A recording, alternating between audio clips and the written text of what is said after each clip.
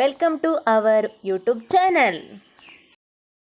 Mangaluru buns ಮಾಡಲು ಬೇಕಾಗುವಂತಹ ಸಾಮಗ್ರಿಗಳು: ಪಚ್ಚ ಬಾಳೆಹಣ್ಣು ಅಥವಾ ಮೈಸೂರು ಬಾಳೆಹಣ್ಣು 3, ಮೊಸರು, ಜೀರಿಗೆ, ರುಚಿಗೆ ತಕ್ಕಷ್ಟು ಉಪ್ಪು, ಸಕ್ಕರೆ, ತೆಂಗಿನ ಎಣ್ಣೆ ಅಥವಾ ಯಾವುದೇ ಎಣ್ಣೆಯನ್ನು ಉಪಯೋಗಿಸಿ, ಮೈದಾ ಹಿಟ್ಟು.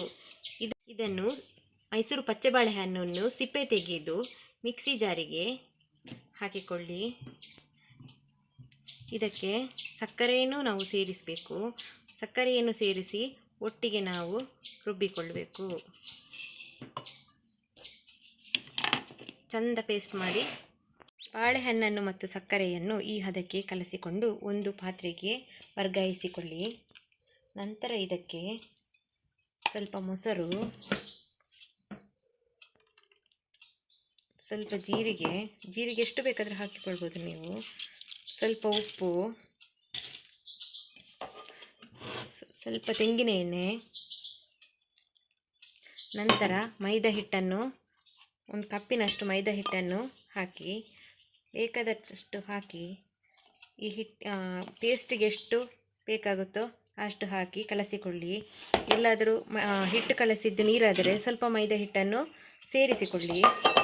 ಸೇರಿಸಿಕೊಂಡು ಚಪಾತಿ ಹಿಟ್ಟಿನ ಹದಕ್ಕೆ ಕಲಸಿಕೊಳ್ಳಿ.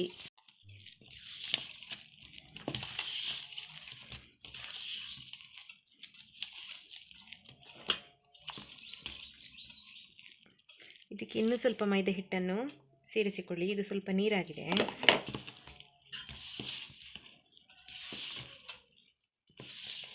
ಇದು ಸ್ವಲ್ಪ ಗಟ್ಟಿಯಾಗಿದೆ ಪಾಕ. ಇದಕ್ಕೆ ಸ್ವಲ್ಪ ನಾವು ಮೊಸರು ಹಾಕ್ತಾ ಇದ್ದೇವೆ. ಮತ್ತು ನಾವು ಕಲಸುವಾಗ ಬಾಳೆಹಣ್ಣಿನ ಪೇಸ್ಟಿನೊಂದಿಗೆ ಸ್ವಲ್ಪ ಬೇಕಿಂಗ್ ಸೋಡಾವನ್ನು ಕೂಡ ನೀವು ಆ್ಯಡ್ ಮಾಡಿಕೊಳ್ಳಿ. ಅದು ತುಂಬ ಮೃದುವಾಗಿ ನಮ್ಮ ಮಂಗಳೂರು ಬನ್ಸ್ ಬರ್ತದೆ. ಹಿಟ್ಟನ್ನು ಈ ಹದಕ್ಕೆ ಕಲಸಿಕೊಳ್ಳಿ. ನಂತರ ಇದರ ಮೇಲೆ ಸ್ವಲ್ಪ ಎಣ್ಣೆಯನ್ನು ಹಾಕಿ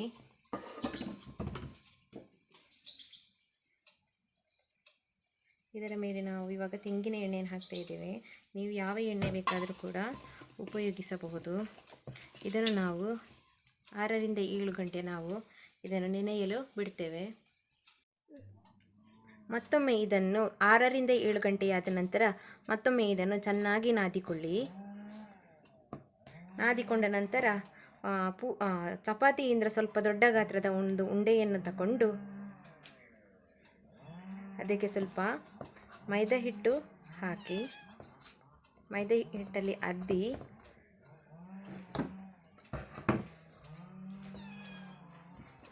ಅದನ್ನು ಕೈಯಲ್ಲೂ ಲಟ್ಟಿಸಬಹುದು. ಹೀಗೆ ಇಲ್ಲದಿದ್ದರೆ ಸ್ವಲ್ಪ ಲಟ್ಟಣಿಗೆಯಲ್ಲಿ ಪ್ರೆಸ್ ಮಾಡಿ.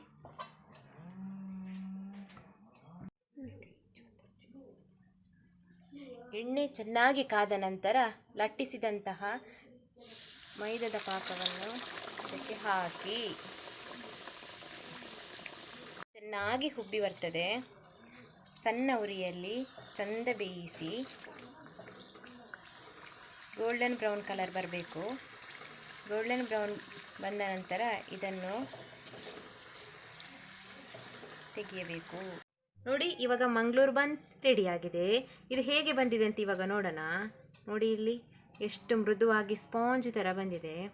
ಇದನ್ನು ಇವಾಗ ಕಾಯಿ ಚಟ್ನಿಯೊಂದಿಗೆ ಇದು ಸವಿಯಲು ಸಿದ್ಧ.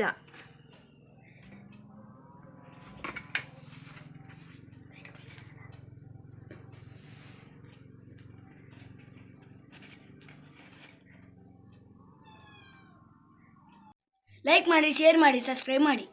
ಮಂಗಳೂರು ಬನ್ಸ್ ಸವಿಯಲು ಸಿದ್ಧ.